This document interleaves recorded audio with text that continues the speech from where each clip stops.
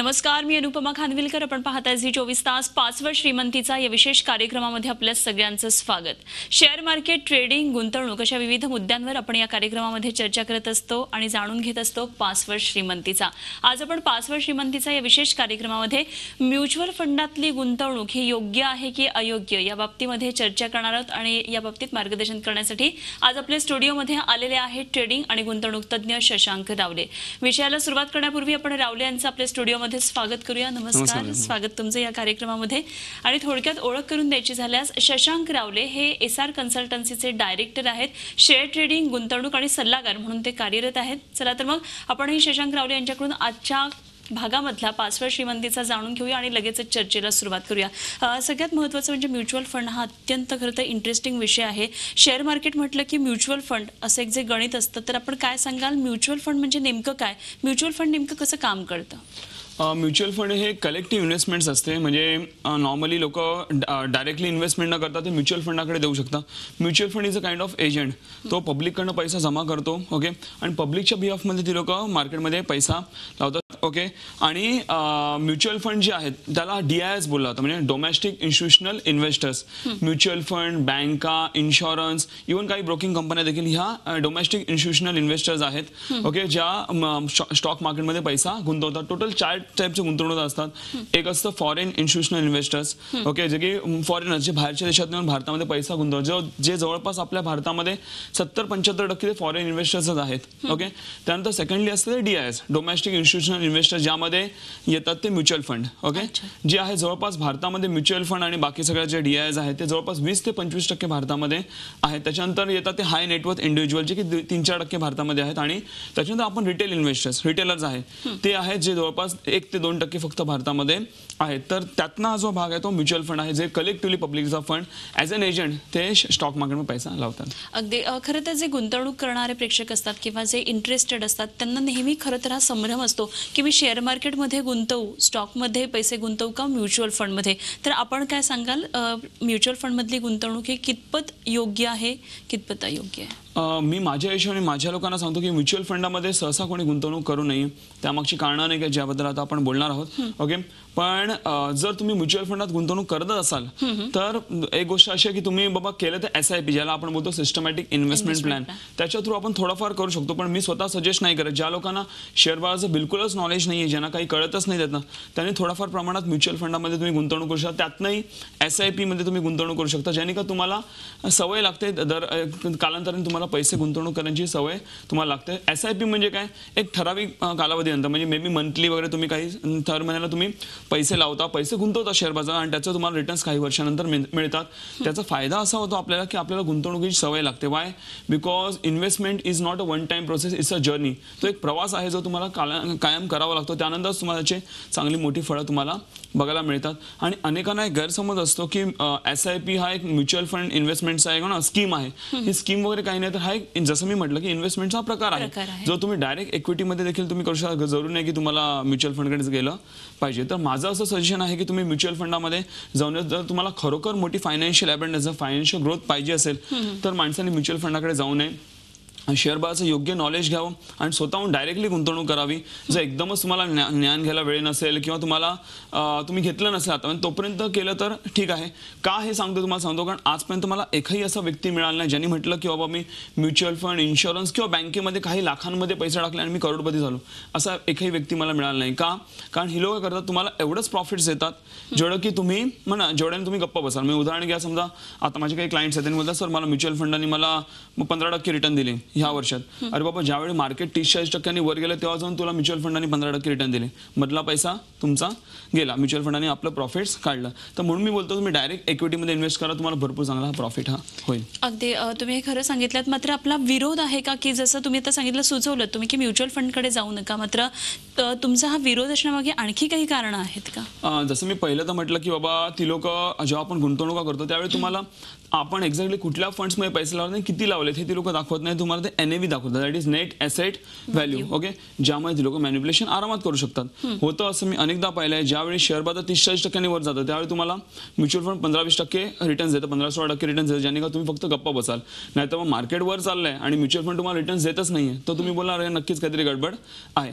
पण ज्यावेळी मार्केट पडतं, समजा मार्केट 10% पडलं, तुमचे म्युच्युअल फंड 20-30% पडलेले असतील, मधले गेले, असं आहे. त्यामुळे तुम्हाला क्लिअर पिक्चर दिसत नाही. एक सेकंडली इव्हन ती लोक तुमच्याकडे FMC चार्ज घेतात, ते म्हणजे त्याला बोलतो आपण फंड मॅनेजमेंट चार्जेस, जवळपास 4-5% कमीत कमी असतात. म्हणजे तुम्ही जर 1 लाख रुपये म्युच्युअल फंडात गुंतवले, त्यातनं 5,000 रुपये तुमचे ऑलरेडी FMC चार्जेस मध्ये गेले, म्हणजेच तुमचे 5,000 रुपये ऑलरेडी 5% पैसे ऑलरेडी कमी झाले. त्यानंतर ते गुंतवून तुमचे पैसे वाढतील काय होईल त्याचा हिशोब वेगळा आहे. आणि इव्हन जसं मी म्हटलं तुम्हाला की ओव्हरऑल जो मार्केटचा जो फंड आहे, जसं मी दरवेळी लोकांना म्हणतो की ओव्हरऑल जो मार्केटचा पैसा आहे तो 2च गोष्टीमध्ये जातो. एक आहे इक्विटी आणि दुसरा आहे प्रॉपर्टी. ओके, इक्विटी म्हणजे शेअर बाजार आणि प्रॉपर्टी म्हणजे मालमत्ता. तर ज्या म्युच्युअल फंड आहेत, इन्शुरन्स आहेत, बँका आहेत किंवा हे जे काही एजंट्स आहेत, हे उचलून पैसा डायरेक्ट इक्विटीमध्ये लावतात. तोच तर मेन बेस आहे मार्केटचा. जर तुम्हाला त्याचं जर योग्य नॉलेज मिळालं आणि योग्य ज्ञान मिळालं, तुम्हाला म्युच्युअल फंडाकडे जायची गरज नाही. तर माझ्या हिशोबाने तुम्हाला खरोखर फायनान्शियल ग्रोथ जर पाहिजे असेल तर तुम्ही म्युच्युअल फंडाकडे जाऊ नये. जर एकदमच ज्ञान घ्यायला वेळ नसेल तर तुम्ही जाऊ शकता, अदरवाईज जाऊ नये. ओके, तसंच इन्शुरन्समध्ये सुद्धा मार्केट लिंक युनिट पॉलिसी असतात, मग त्यामध्ये गुंतवणूक करणं कितपत योग्य असतं? म्युच्युअल फंड सारखं इव्हन इन्शुरन्स पण आहे. होतं असं की ते पण एजंटच झाले, राईट. तर एजंट असल्यामुळे इव्हन ती लोक पण तशाच प्रकारे जे प्रॉब्लेम्स आपल्याला म्युच्युअल फंडामध्ये आढळतात ते सेम प्रॉब्लेम ऑलमोस्ट तुम्हाला इन्शुरन्समध्ये आढळतात. त्या व्यतिरिक्त आणखीन जे प्रॉब्लेम असतात ते तुम्हाला सांगतो, अनेकदा तुमचे फंड ब्लॉक करून ठेवतात. म्हणजे तुम्ही 2 वर्ष नाही काढू शकत, 3 वर्ष नाही काढू शकत, असं देखील तुम्हाला त्याच्यामध्ये क्लॉज असतात. जर काढले तुमचे पैसे कट होणार किंवा तुम्हाला मिळणारच नाही, 30% 40% कट होतात. हे देखील प्रॉब्लेम तुम्हाला होतात, जे तुम्हाला डायरेक्ट इक्विटी इन्व्हेस्टमेंटमध्ये होत नाही. तुम्ही कधी पैसे काढा, कधीही लावा, तर तुमचा फंड आहे इट्स हायली लिक्विड फंड. हा एक प्रॉब्लेम होतो. त्यानंतर जसं मी तुम्हाला म्हटलं की ते पण आपले फंड मॅनेजमेंट चार्जेस घेणार, ते पण म्हणतात मधलं आपलं कमिशन घेणार, हा देखील एक प्रॉब्लेम असतो. त्यानंतर इव्हन म्युच्युअल फंडमध्ये आणखीन एक गोष्ट बोलायची गेली तर तुम्ही कधीही बघा की श्रीमंत माणसं कधीही बँका, म्युच्युअल फंड किंवा इन्शुरन्समध्ये आपला पैसा गुंतवत नाही. त्यांची गुंतवणूक ह्या ठिकाणी नसते. तर त्यांची डायरेक्ट इन्व्हेस्टमेंट जी असते इक्विटी आणि प्रॉपर्टी आणि बाकी कुठल्या गोष्टी असतील त्याच्यामध्ये असते. पण मेन जो पैसा असतो तो इक्विटी आणि प्रॉपर्टी. तर मी बोलेन ते युलिप प्लॅनवर ह्यामध्ये सुद्धा इन्व्हेस्टमेंट करू नये. इन शॉर्ट मी तर बोलेन इन्शुरन्सला गुंतवणूक म्हणून चुकून कधीच बघायचं नाही. अनेकदा लोक ही चुकी करतात की बाबा मी इन्शुरन्सला ते गुंतवणूक म्हणून बघतात आणि त्यामुळे ते भरपूर मोठा लॉस करतात. जसं आता आपण बोलतो की बँका आपल्याला जवळपास 7-7.5% व्याजदर देतात. त्यामध्ये पण मी बोलतो की ते महागाईच्या पेक्षा भरपूर कमी आहेत. म्हणजे जवळपास 12-13-14% महागाई वाढते, स्पेशली फूड इन्फ्लेशन, खाण्यापिण्याच्या वस्तूंचे भाव. आणि त्यामध्ये आपल्याला बँका 7-7.5% दर वर्षाला व्याज देतात FDs मध्ये. म्हणजे महागाईपेक्षा फार कमी आहे. प्रत्येक व्यक्तीची पर्चेसिंग पॉवर म्हणजे खरेदी करायची क्षमता दर वर्षाला कमी होत चालली आहे. आणि त्याच्याहून खराब जर असेल तर इन्शुरन्स आहे, कारण त्यामध्ये तुम्हाला 6-6.5% जास्त रिटर्न्स मिळत नाही पर ॲनम. जर तुम्ही कॅल्क्युलेट केलं, जे काही तुम्हाला 20-25, 15-20 पैसे मिळणार असेल, त्याचा तुम्ही पर ॲनम कॅल्क्युलेट केलं तर 6-7% तुम्हाला रिटर्न जास्त मिळत नाही. तर त्यामुळे इन्शुरन्स काही चुकून गुंतवणूक म्हणून बघू नये. खरं, आणि इन्शुरन्स गुंतवणूक म्हणून बघू नये. मात्र बरेच वेळा प्रोजेक्ट करताना इन्शुरन्स कंपन्या ती इन्व्हेस्टमेंट आहे अशा पद्धतीने प्रोजेक्ट करतात, त्यामुळे बरेच वेळा प्रेक्षकांना ही गुंतवणूक असल्यासारखं वाटतं. थोडंसं आणखी पुढे जाऊया. आता तुम्ही चर्चेमध्ये म्हटलात की इक्विटी इन्व्हेस्टमेंट याबाबत, तर तुम्ही काय सुचवाल, त्याचे नेमके फायदे काय असतात इक्विटी इन्व्हेस्टमेंटचे?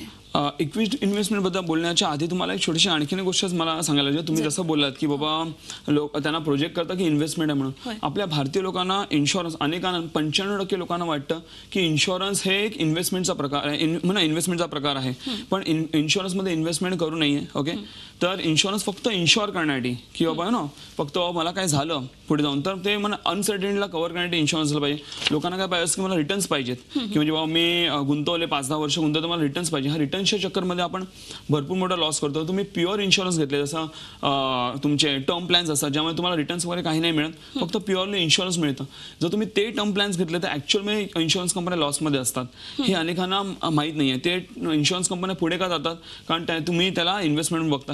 ह्याचं पूर्ण एक्सप्लेनेशन आमचं फायनान्स सेशन काही असतात, आम्ही फायनान्शियल मॅनेजमेंट मॅनेजमेंटचे सेशन्स देखील घेतो. त्यामध्ये आम्ही असं पूर्ण एक्सप्लेनेशन बाबा हे असं का आहे, ओके, आणि कसे इन्शुरन्स घेतले पाहिजे या सगळ्या गोष्टींचं आम्ही त्यामध्ये देखील ज्ञान घेतो. आणि तुम्ही जो नेक्स्ट जो प्रश्न विचारला की बाबा इक्विटी इन्व्हेस्टमेंट, की डायरेक्टली जर तुम्ही इक्विटीमध्ये गुंतवणूक केली तर त्यामध्ये आपल्याला फायदे काय होतील आणि ह्याच्यामध्ये आपण पुढे कसं जाऊ शकतो. तर त्यातनं जर मी पहिला फायदा जर बोलायला गेलं की डायरेक्ट इक्विटी इन्व्हेस्टमेंट असेल तर तुम्हाला एजंटमध्ये आणायची गरज नाही. तुम्हाला जो काय प्रॉफिट हो तुमच्या डायरेक्ट तुमच्या अकाउंटला येतो, ओके, आणि एजंटमध्ये कोणी तुमचे पैसे प्रॉफिट घेणारं नसतं. सेकंडली इव्हन तुमचा पैसा हा ब्लॉक राहत नाही. म्हणजे जसं मी म्हटलं की इव्हन काय काय म्युच्युअल फंड देखील आणि इन्शुरन्स कंपन्या देखील तुम्हाला एक लॉक इन पिरियड देतात. तर तुम्हाला इकडे लॉक इन पिरियड वगैरे काय नाही, तुम्ही कधीही पैसे काढा, कधीही पैसे लावा, इट्स युअर मनी. आज तुम्ही संध्याकाळी तुम्ही सकाळी इन्व्हेस्ट करून संध्याकाळी आपण सकाळी रिक्वेस्ट मारून संध्याकाळी किंवा संध्याकाळी रिक्वेस्ट मारली तर नेक्स्ट डे सकाळी तुमच्या अकाउंटला पैसे हे पोचले. एवढं फास्ट आहे जे की तुम्हाला इन्शुरन्स किंवा म्युच्युअल फंडमध्ये मिळत नाही. त्यानंतर मग इव्हन इक्विटीमध्ये देखील तुम्ही दर महिन्याला SIP करू शकता, ओके. आणि त्यामध्ये पण असं नाही की अनेकांना वाटतं डायरेक्ट इक्विटी केली तर बाबा मे बी मला मोठा फंड लावायला, असं काही नाही हो. तुम्ही छोटा पैसे तुम्ही 200, 500, 1000 आणि 5000 पासून देखील तुम्ही सुरुवात करू शकता. छोटे छोटे शेअर्स देखील असतात जेव्हा तुम्ही दर महिना थोडा पैसा लावू शकता. दर महिन्याला इन्व्हेस्टमेंटची तुम्ही सवय लावून घेऊ शकता, ज्याने का तुमचा ओव्हरऑल फंड फ्युचरमध्ये तुम्हाला भरपूर चांगला वाढणार असेल. त्या रिलेटेड देखील आम्ही गायडन्स देत असतो. आमच्या सेशनमध्ये आम्ही असा फंडा बनवला आहे, असा एक जबरदस्त फॉर्म्युला बनवलेला आहे की तुम्ही त्या फॉर्म्युला थ्रू जर लॉंग टर्म मध्ये तुम्ही पैसा लावला तुमचा फॉर शुअर तो पैसा वाढायचा आहेच. म्हणजे ऑलरेडी महाराष्ट्रातले अनेक लोक त्यातनं भरपूर चांगला पैसा बनवून बसले. म्युच्युअल फंडपेक्षा भरपूर चांगला ती सिस्टम आहे की ज्याने का तुमचा लॉस होण्याचे चान्सेस ऑलमोस्ट नाहीच्या बरोबर आहे, जे आम्ही आमच्या प्रशिक्षणामध्ये शिकवतो. आणि त्याच्यानंतर इव्हन तुम्हाला तुमचे जे पैसे आहेत त्यामुळे तुमचं डायरेक्ट इक्विटीमध्ये इन्व्हेस्टमेंट होते, राईट, इक्विटी आणि प्रॉपर्टीमध्ये. तर जे मी जसं म्हटलं इक्विटी आणि प्रॉपर्टी या दोनच गोष्टी. तर डायरेक्ट इक्विटीमध्ये इन्व्हेस्ट झाल्यामुळे तुमचा ओव्हरऑल तुमचं फायनान्शियल ग्रोथ ही भरपूर चांगल्या रीतीने होऊ शकते.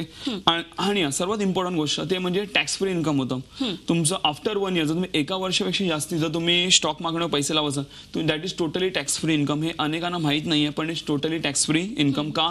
कारण शेअर बाजाराच्या गुंतवणुका हे देशाच्या प्रगतीसाठी देखील कॉन्ट्रीब्युशन करत असतात. म्हणजे नोकऱ्या वाढतात, कंपन्या वाढतात, त्यानंतर मग देशातली इन्व्हेस्टमेंट वाढते, गव्हर्नमेंटला चांगले टॅक्सेस मिळतात, मॅन्युफॅक्चरिंग वाढतं, त्यामुळे महागाई कंट्रोल मिळते. अनेक ह्यामुळे असे फायदे होतात. त्यामुळे ह्याच्या गुंतवणुका टॅक्स फ्री केल्या गेल्यात हे अनेकांना माहीत नाही. त्यामुळे टॅक्स बेनिफिट देखील ह्यातनं उचलू शकता.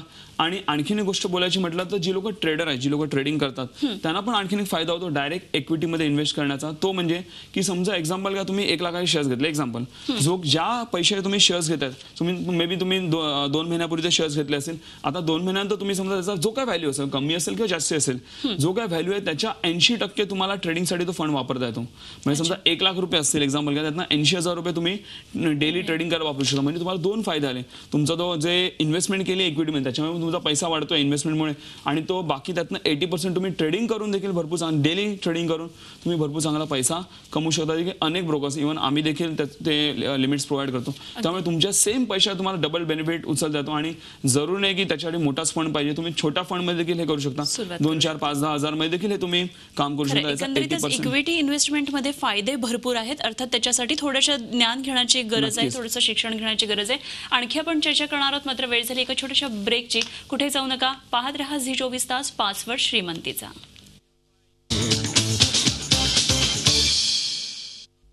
पासवर्ड श्रीमंतीचा या विशेष कार्यक्रमामध्ये पुन्हा एकदा सगळ्यांचं स्वागत. आणि आज आपण चर्चा करतो आहोत ते म्युच्युअल फंडमधली गुंतवणूक जी असते ती योग्य की अयोग्य. आणि या विषयावर चर्चा करण्यासाठी आणि मार्गदर्शन करण्यासाठी आज आपल्याबरोबर आहे शशांक रावले. पुन्हा एकदा आपण चर्चेकडे वळूया. मगाशी आपण इक्विटी इन्व्हेस्टमेंट विषयी बोललो, मात्र एक नेहमी जे सामान्य गुंतवणूकदार असतात किंवा नवीन गुंतवणूकदार असतात तर त्यांच्या मनात प्रश्न काय आपलं पहिली गोष्ट त्यांना धोकादायक ह्यासाठी वाटतं की त्यांना वाटतं बाबा मला ज्ञान नाहीये इक्विटी इन्व्हेस्टमेंटचं. तर जे म्युच्युअल फंडवाले जे एक्सपर्ट्स बसले आहेत, ज्यांच्याकडे त्यांचे रिसर्च अनालिस्ट आहेत, त्यांना चांगलं योग्य ज्ञान असेल म्हणून मग तिकडे थोडं रिस्क कमी आहे असं अनेकांना वाटतं. पण असं काही नाहीये. तुम्ही जर थोडं जर योग्य नॉलेज घेतलं, आम्ही जसं मी तुम्हाला म्हटलं की आम्ही भरपूर छान सिस्टम टेक्निक्स बनवलेले आहेत जे की सोप्या रीतीने कोणीही इझिली शिकून त्याच्या इझिली त्यामध्ये काम करू शकतं. तर ते तुम्ही थोडं जरी शिकला आणि तुम्ही डायरेक्टली इक्विटी इन्व्हेस्टमेंट केलं तर काही त्याच्यामध्ये रिस्क वगैरे काही नाहीये. तर असं काही समजायची गरज नाही. उलट मी बोलतो कमी रिस्की आहे, त्यामध्ये रिस्क कमी आहे.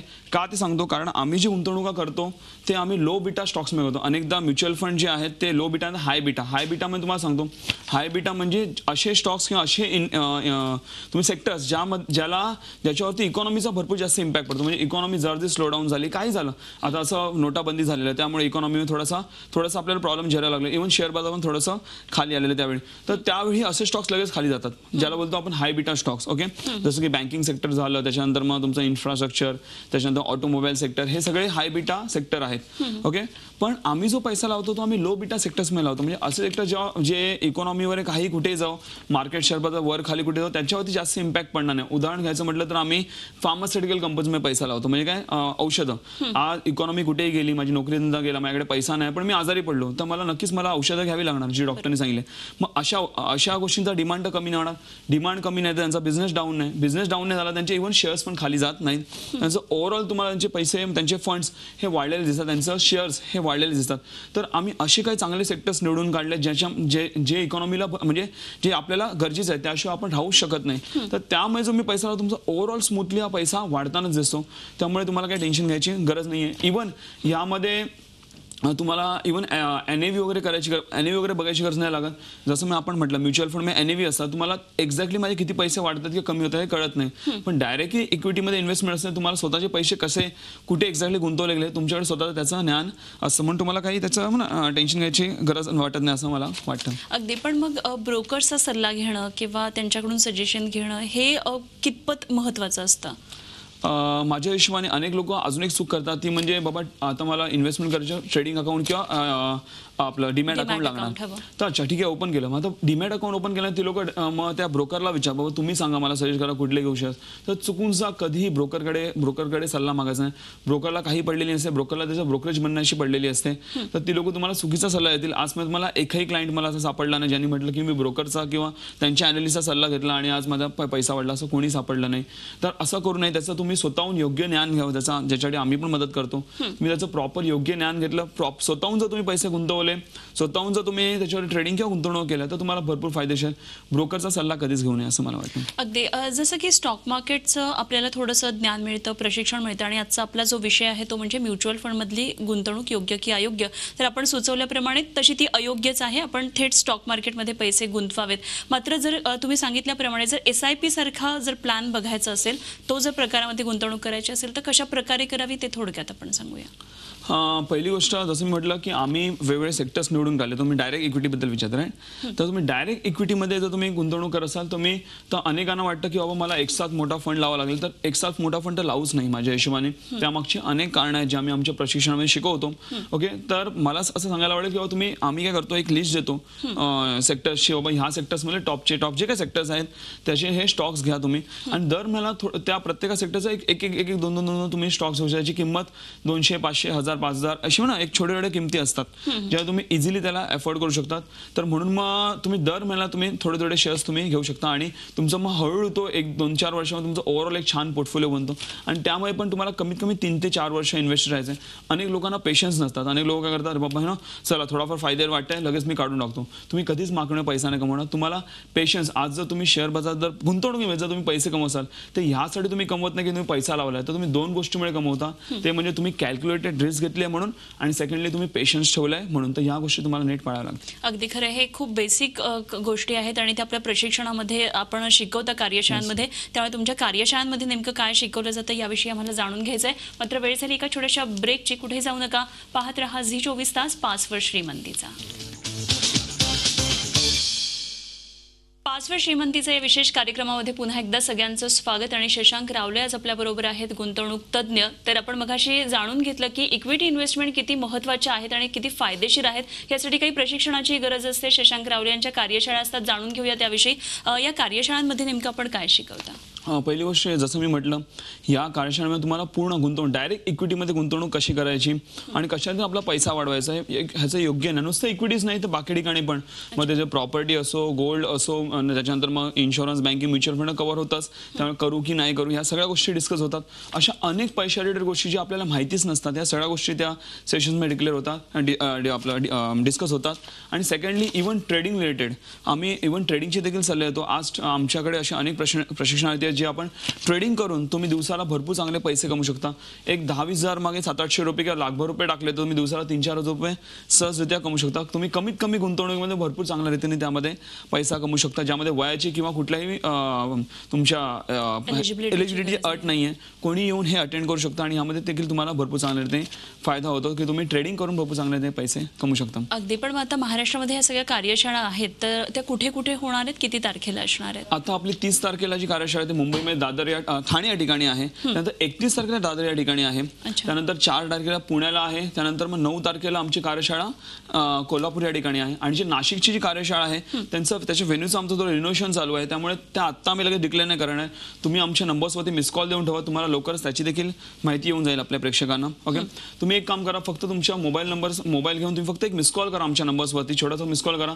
तुम्हाला दादर, ठाणे, कोल्हापूर, पुणे आणि नाशिक या सगळ्या ठिकाणाची तुम्हाला प्रॉपर व्हेन्यूचे SMS येतील. त्यातनं कुठलाही तुम्ही अटेंड करू शकता. आणि या कार्यशाळा पूर्ण मोफत आहे, रजिस्ट्रेशनची पण काही गरज नाही आणि तुम्ही मोफत आहे, तुम्ही डायरेक्टली येऊन तुम्ही ते अटेंड करू शकता. अगदी हे जास्त महत्त्वाचं आहे, एक वैशिष्ट्य म्हणता येईल शशांक रावले यांच्या कार्यशाळेचं. मोफत या सगळ्या कार्यशाळा आहेत आणि मुख्य म्हणजे कुठल्याही रजिस्ट्रेशनची गरज नाहीये. दिलेले नंबर जे आहेत, जे फ्लॅश होतात सध्या, त्याच्यावर आपण एक SMS करा किंवा मिस कॉल करा, लगेचच या कार्यशाळा कुठे होणार आहेत याविषयीची माहिती आपल्याला मिळू शकते. सर, आज आपण इथे आलात आणि म्युच्युअल फंड्स याविषयी जे सगळे गैरसमज आहेत त्याविषयी आपण डिस्कस केलं, त्याबद्दल खूप खूप धन्यवाद. आणि यानंतर 5 वर्ष श्रीमंतीचा विशेष कार्यक्रमामध्ये आपण इथेच थांबतोय. पाहत रहा झी 24 तास आणि रहा एक पाऊल पुढे. झी 24 तास रहा एक पाऊल पुढे.